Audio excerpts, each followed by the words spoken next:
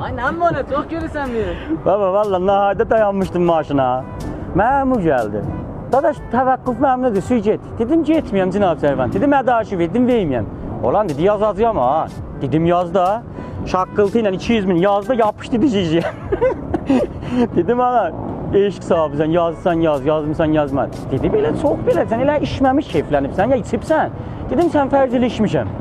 Dedi gene yazayım ha. Dedim yaz da. Dolandı, ha şişələrini de dur dedi. 200 bin dona yazdım. Şakkıltıyla o da yapıştıydı bu ya. Dedim Cenab-ı Servan dedi ha. Dedim bir söz diyeyim bilen dedi da. Dedim ilk sözümde ses verenlerdendir. Onu da yazcınan. Dedi olan zərfi gen cələsəqi gələ yapayaq ha. Dedim zərfi cələsəqi de gəlsin apaydan. O çıktı getdi. Ben de bir de gülüyorum. Elə gülüydüm ha yanasın. Axı daim bunun haras gülməliydin. Tamam maaşım mənim deyildi ki. Maaşım bacan adımını.